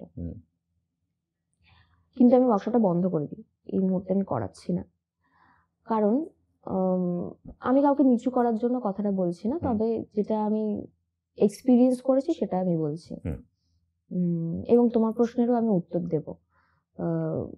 আমি দেখলাম এই মুহূর্তে যারা অভিনয় করতে আসতে চাইছে, তাদের কাছে জিনিসটা ভীষণ সহজ। মানে তাদের মেন মোটো হচ্ছে জীবনের কাজ পাওয়া, অভিনয়টা শেখা নয়। আচ্ছা। আজকে যখন ধরো আমিও যখন আমার জার্নি শুরু করি, ওই পেপারে দেখে, ইনস্টিটিউশন আছে দেখে সেখানে গিয়ে ভর্তি হই, সেখানে কি শিখি না শিখি সেটা আমি বলছি না, যাই হোক ভর্তি হই, কিন্তু কখনো সেখানে গিয়ে প্রথম প্রশ্ন এটা করিনি যে এই কোর্সটা করলে আমি কি কাজ পাবো। তো আমি ভালোবেসে এটা শুরু করেছিলাম। ভালোবেসে শুরু করেছিলাম, এর থেকেও বড় কথা হচ্ছে যে আমার মনে হয়েছিল যে এই ওয়ার্কশপটা করানো দরকার, কারণ কোভিডে অনেকটা সময় পেয়েছিলাম টিভি দেখার, এবং সেখানে সেটা দেখেই আমি শুরু করেছিলাম আর কি, যে আমার মনে হয় নিউ জেনারেশনের অ্যাটলিস্ট একটু কিছু জানা দরকার। কারণ যতই যাই হোক, আলটিমেটলি তো এটা অভিনয়ের জায়গা, তো সেটা সম্পর্কে শিক্ষাটা থাকা প্রয়োজন। তো সেক্ষেত্রে দাঁড়িয়ে যখন ফোনগুলো আসতো, তাদের প্রথম প্রশ্নটাই হতো যে কাজ পাবো কিনা। আমি জানি না কাজ পাবে কিনা, আমি তো জানি না তুমি কিরকম অভিনয় করো বা করতে পারবে, আমি কি করে বলবো কাজ পাবে কিনা। তো এই প্রবলেমটা আমি দেখেছি। এখন সবার আগে সবার মানে সুযোগ চাই, শেখার থেকেও বেশি। তো সেক্ষেত্রে আমি একটা কথা বলতে চাই যে যারা অ্যাসপায়ারিং অ্যাক্টর এবং অ্যাক্ট্রেসরা আছে, যারা করতে চায়, আসতে চায়, তাদের জন্য বলবো যে সুযোগটা হয়তো পেয়ে যাবে, প্রথম সুযোগটা পেয়ে যাবে, কিন্তু সেটাকে যদি কাজে লাগাতে না পারো তাহলে তার পরের সুযোগটা পাবে না। বা হয়তো ভাগ্যচক্রে তুমি পরের সুযোগটাও পেয়ে গেলে, কিন্তু তুমি যদি অভিনয়টা না জানো, তোমার স্প্যানটা খুব শর্ট টার্ম হয়ে যাবে, সেটা সাস্টেনেবল হবে না, সেটা লং টার্ম জার্নি হবে না, টিকে থাকার লড়াইটা খুব কঠিন হয়ে যাবে সেক্ষেত্রে। তো অভিনয়টা শেখা প্রয়োজন। তাই যারা দূরে আছে, আমি এভরিডে 2 ঘন্টা জার্নি করে অডিশন দেওয়া থেকে শুরু করে বা শুটিং করতে আসা থেকে শুরু করে 2 ঘন্টা জার্নি করে আসতাম, আবার 2 ঘন্টা জার্নি করে বাড়ি যেতাম। তো সেক্ষেত্রে হচ্ছে শেখার ইচ্ছেটা থাকতে হবে। কিচ্ছু যদি না থাকে তাহলে প্রথমে শুরু করতে হবে বই পড়াটা। কারণ ওই যে আমাদের যে ইম্প্রোভাইজেশনটা আসে, সেটা অনেকটা বই পড়া থেকে আসে। কারণ ভিজুয়ালাইজ করি আমরা, যখন বইটা পড়ি, একটা গল্পের বই পড়ি, সবকিছু ভিজুয়ালাইজ করতে করতে যাই, কোনো চরিত্রের সাথে নিজের মিল খুঁজে পাই বা নিজে সেই চরিত্রটা হয়ে উঠি। এবং ভাষা জ্ঞান, ওই যে এসে আমি বাংলা বলতে পারি না, ভীষণ অসুবিধা হয় বাংলাটা বলতে, ওটাতে আমার আপত্তি আছে আর কি। যেই ভাষায় কাজ করতে আসছো সেই ভাষাটা জানা অবশ্যই প্রয়োজন। তুমি অন্য ভাষা জানো তাতে কোনো অসুবিধা নেই, কিন্তু নিজের ভাষাটাকে জানা, নিজের সাহিত্যটাকে জানা, এটা দিয়ে শুরু করা যেতে পারে। এবং অনেকেরই আর্থিক সামর্থ্য নেই বড় বড় ইনস্টিটিউশনে যাওয়া, সেখানে গিয়ে কতটা লাভ হবে বা লাভ হবে না সেটা পরের ব্যাপার, কিন্তু অনেকেই চেষ্টা করে একটা রাস্তা খুঁজে পাওয়ার জন্য, যেমন আমিও খুঁজেছিলাম। তো ইনস্টিটিউশনে যদি না যেতে পারো, তুমি কোনো থিয়েটার দলেও যুক্ত হতে পারো, যেখান থেকে তুমি অভিনয়টা শিখতে পারবে। বেসিক জ্ঞানটা তুমি অর্জন করতে পারবে। এবং অভিনয়ের সাথে যা যা রিলেটেড, সেটা আবৃত্তি হোক, গান হোক, নাচ হোক, নিজেকে তৈরি করা। অভিনয় এমন একটা প্রফেশন যেখানে তুমি যাই শিখবে সেটা ভবিষ্যতে কখনো না কখনো কাজে লাগবে। আজকে যদি আমি রান্না করতেও শিখি, সেটাও আমার অভিনয়ে কাজে লাগবে। সুতরাং অভিনয়ে এই প্রফেশনটাতে সবকিছু কাজে লাগে। তাই তুমি একটা কোনো মার্শাল আর্ট শেখো বা যাই শেখো, সেটা তোমাকে অ্যাজ এন আর্টিস্ট সমৃদ্ধ করবে বলে মনে হয়। তো নিজের জায়গা থেকেই শুরু করো, তারপরে তুমি তোমার সামর্থ্য অনুযায়ী তুমি কলকাতায় আসো, সেই ফিল্ডে দাঁড়িয়ে, সেখানে দাঁড়িয়ে তুমি তোমার প্রথম স্টেপটা নাও, সেখানে দাঁড়িয়ে তুমি বিভিন্ন প্রোডাকশন হাউসে যাও বা যেভাবেই তুমি তোমার জার্নিটা শুরু করতে চাও করো। কিন্তু তার আগে নিজেকে প্রিপেয়ার করো। আগেই সুযোগ খুঁজে সুযোগটা পাওয়ার পর যখন তুমি তোমার বেস্টটা ডেলিভার করতে পারবে না, সেই সুযোগটার কোনো দাম থাকবে না। এবার একটু তোমার প্রসঙ্গে আসি। তোমার নাচ শুরু, তারপরে তোমার অ্যাক্টিং এ আসা। হ্যাঁ, নাচটা এখন কতটা জায়গা জুড়ে আছে, না এটার চাপে ওটাকে ছাড়তে হয়েছে? না, ছাড়তে হয়নি অ্যাকচুয়ালি, এটা ছাড়ার কোনো বিষয় না। কিন্তু নাচটা এখন আমার জীবনে একদমই নেই। তবে আমি আবার শুরু করার কথা ভেবেছি নাচটা। কারণ ডান্সটা আমাকে কনফিডেন্স দিয়েছে, ডান্সটা আমাকে ইমোশন গুলোকে বুঝতে হেল্প করেছে, এবং ইমোশন প্রকাশ করার ওটা একটা মাধ্যম ছিল আমার কাছে। তো আমি একটু নিজেকে নেগলেক্ট করেছি এই কয়েকটা বছর। তবে সেটা আমি করবো না, আমি আবার ডান্সটা শুরু করবো। ডান্সটা আমার ভালোবাসার জায়গা, সেটা আমার সাথে থাকবে সবসময়। এবার আমার যেটা কোশ্চেন সেটা হচ্ছে মেন্টাল হেলথ নিয়ে। ওটার অ্যাওয়ারনেস তোমার মধ্যে কতটা আছে, বা ওইটা নিয়ে বাড়িতে কতটা কথা বলতে পারো সেটা নিয়ে, বা কি করে ডিসকভার করতে পারি যে আমার মেন্টাল ইলনেস আসছে? আমি যেমন একটা সময় ডিপ্রেশনের মধ্যে দিয়ে গেছিলাম আর কি, প্রলংড অনেকগুলো বছর, এবং আমার প্যানিক অ্যাটাক হতো সেই সময়। আমি অ্যাকচুয়ালি যেটা প্রথমে বলেছিলাম যে আমি ইন্ট্রোভার্ট বলে, আমি যেহেতু কোনো রকম ইমোশন প্রকাশ করতে পারতাম না, এবং আমি খুব ছোট বয়সে কাজে এসেছি, সবাই আমার থেকে বড়, একটা কেউ কিছু বলে দিয়ে চলে যাচ্ছে, সে ভুল জানা সত্ত্বেও আমি কোনো তাকে উত্তর করতে পারছি না, সেইটাকে নিজের মধ্যে চেপে রাখা, এরকম বিভিন্ন সার্কামস্ট্যান্সেস যেগুলো আর কি চারপাশে ঘটছে সেগুলোকে চেপে রাখা, এর থেকে আমার প্যানিক অ্যাটাক হতো। প্রথম তো প্যানিক অ্যাটাক হতো, ব্রিদিং প্রবলেম হতো, হসপিটালে যেতাম, অক্সিজেন দিত, এসব দিত, এবং এসে আমি আবার শুটিং করতাম। একবার দিনে 3বার অ্যাটাক আসে, এবং 3বার অ্যাটাক আসে, আমি হসপিটালে যাই, আসি, শুট করি, আবার অ্যাটাক আসে, হসপিটালে যাই, এরকম ভাবে আমি শুটিং করে যাচ্ছি। কারণ শুটিং তো আমাদের চলবেই, সেই সময় তো আমাদের শিডিউলটা আরো খারাপ ছিল, 48 ঘন্টাও, মানে আমি তো 48 ঘন্টা টানা শুটিং করেছি আমি, এরকমও হয়েছে। তো সেই সময় দাঁড়িয়ে আমার মা বুঝলেন যে ব্যাপারটা আর কি অন্যদিকে যাচ্ছে, এবং আমি সাইকিয়াট্রিস্ট দেখাই। সেখান থেকে আমাকে কাউন্সিলরের কাছে রেফার করা হয়। আমার কাউন্সিলর মানে সাইকোলজিস্টের কাছে রেফার করা হয়, কাউন্সিলিং করেন, এবং সেই কাউন্সিলিংয়ে বিভিন্ন এক্সারসাইজ এবং আরও কথাবার্তার মধ্যে দিয়ে আমার যে রুট কজটা সেটা উঠে আসে, যে কেন হচ্ছে। এবং তারপর থেকে আমি অনেকটা না, মানে অনেকটাই সুস্থ হয়ে যাই আর কি। এবং যেটা হয় সেটা হচ্ছে যে আমি কথা বলতে শুরু করি।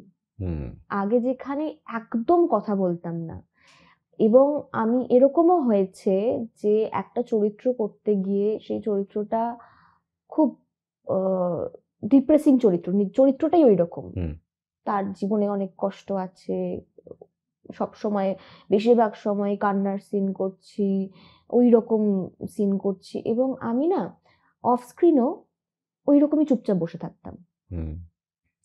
জিনিসটা খুব এফেক্ট করে যাচ্ছিল। তো কাউন্সেলিং করাতে যেটা হয় সেটা হয় প্রথমত আমি সুইচ অন সুইচ অফ করতে শিখি। সবসময় সেটা অ্যাপ্লিকেবল নয়, পরবর্তীকালেও আমি ফেস করেছি যে চরিত্রের জন্য আমার রিয়েল লাইফে সেটা এফেক্ট করছে, এরকম হয়েছে, কিন্তু অ্যাটলিস্ট কিছুটা হলেও শিখেছি এবং কথা বলতে শিখেছি। এবং এটা যে কতটা জরুরি সেটা আমার মানে নিজের মেন্টাল হেলথের জন্য কতটা জরুরি সেটা আমি হাতে নাতে ফল পেয়েছি। আমি যখন কাউকে আমার যেটা ঠিক নয় সেটা আমি বলতে পারছি, এর থেকে ভালো জিনিস আর কিছু হয় না আর কি। যেটা প্রপার কথা, যোগ্য কথা, সেটা আমি বলতে পারছি। তো এই মুহূর্তে দাঁড়িয়ে এই যে অ্যাওয়ারনেসটা আজকে আমার মা বুঝেছে বলে নিয়ে গেছে ডক্টরের কাছে, এই জিনিসটা সবাই পায় না। এবং সবাই ওই পেট ব্যথা, জ্বর আসার মতন করে যে এটাও যে একটা রোগ হতে পারে সেইভাবে ট্রিট করে না। তো অ্যাওয়ারনেসটা খুব দরকার এবং বাচ্চার কথা শোনা। তার আজকে বিশেষ করে সবার ক্ষেত্রে নয়, কিন্তু মা বাবার সাথে বাচ্চার যে জেনারেশন গ্যাপটা, সেটা একটা অসুবিধের বিষয় আর কি। কোথাও গিয়ে সবসময় সব মা বাবা বন্ধু হিসেবে বাচ্চার সাথে কাছে সেই অ্যাপ্রোচটা করে না বলে একটা ডিস্টেন্স তৈরি হয় এবং সেই ডিস্টেন্স থেকে বাচ্চাটা বাচ্চার মতন করে জগৎ তৈরি করে নেয়, তার ভাবনাটা মা বাবা পর্যন্ত পৌঁছয় না। তার জন্য তার সেই মানসিক যে অসুবিধেগুলো হচ্ছে সেটাকেও সামনে আসে না সেই জিনিসগুলো। তার ফলে এবং কত কিছুর সাথে কত কিছু জড়িয়ে আজকে মাথা ব্যথা হলে বা বডি এক হলে সেটাও যে মেন্টাল হেলথের সাথে জড়িত, এই অ্যাওয়ারনেস গুলো আমাদের মধ্যে কিন্তু একদমই নেই। এবং ওই যে আইডেন্টিফাই করা, যে আমি যেমন এটা খুব ভালো বুঝি, আমি নিজের এক্সপিরিয়েন্স থেকে বলতে পারি, একটা সময় ছিল যখন আমি নিজেকে খুব না ইল ট্রিট করতাম। মানে কিরকম ভাবে বোঝাবো, মানে নিজের সম্পর্কে পজিটিভ কথা আমি বলতাম না। আচ্ছা। যেই দিনকে আমি বুঝলাম যে আমার সবকিছু নেগেটিভ হচ্ছে বিকজ আমি নিজেকে ভালোবাসছি না। এই যে তুমি ধরো ডান্সের কথাটা বললে, ডান্সটা আমার ভালোবাসার জায়গা, সেই জায়গাটাকে আমি দূরে সরে এসেছি। বা আমার নিত্যদিনের যে কাজের মধ্যে যেগুলো আমার ভালোবাসার জিনিস বা নিজেকে ভালো রাখার যেই জিনিস, সেগুলোকে আমি দূরে সরিয়ে দিয়েছি।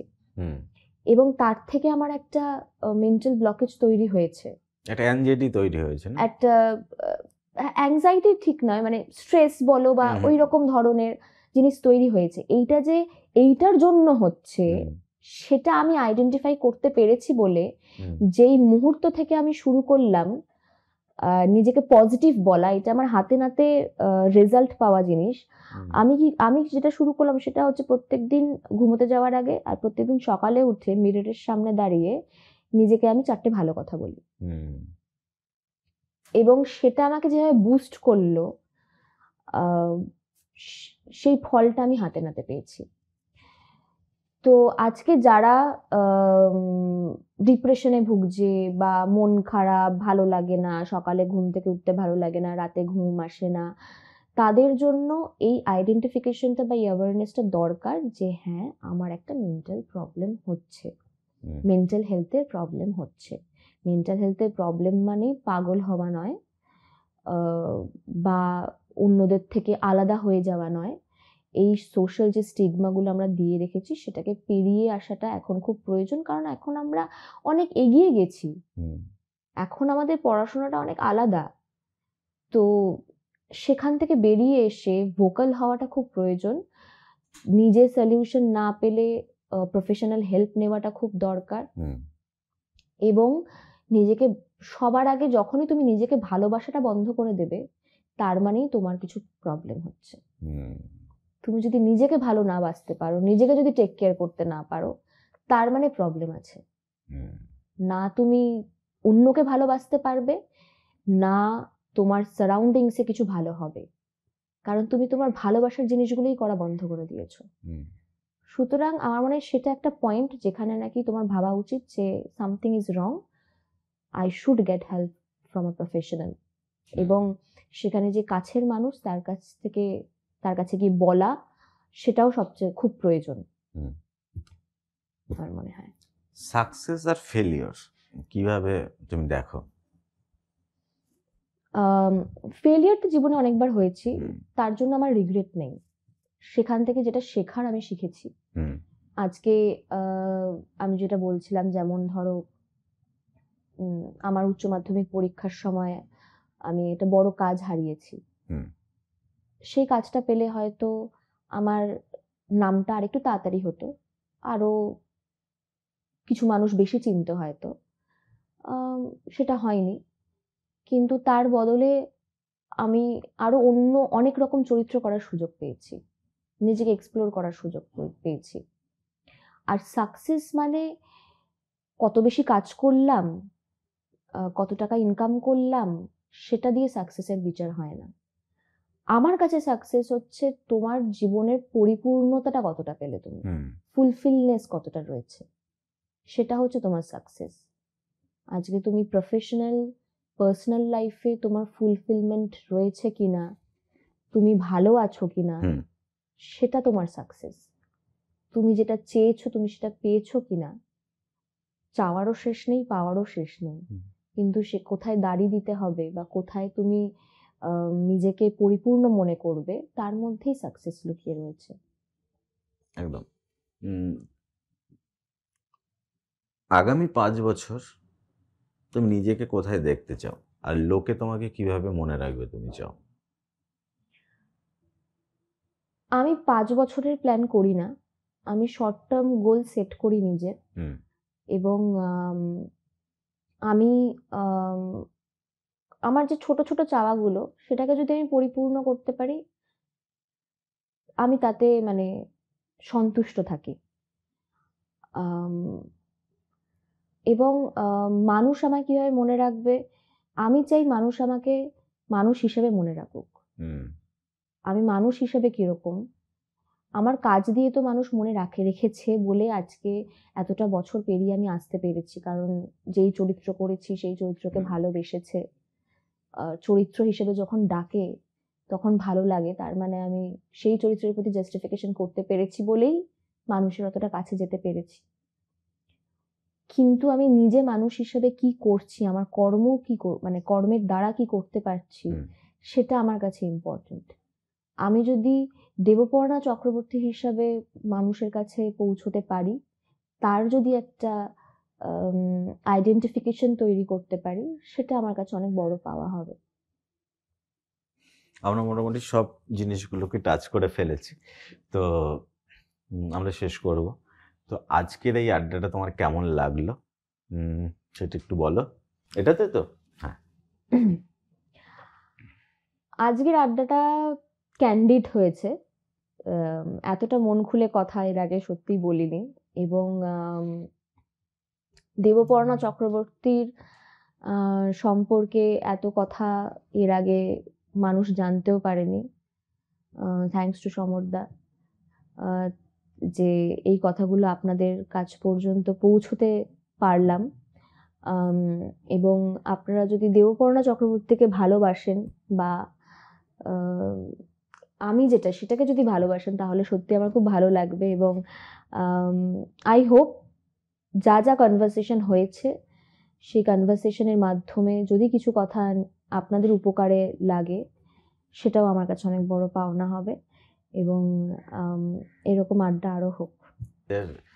ইউটিউব চ্যানেলটা হচ্ছে গিয়ে এস আইডিয়া,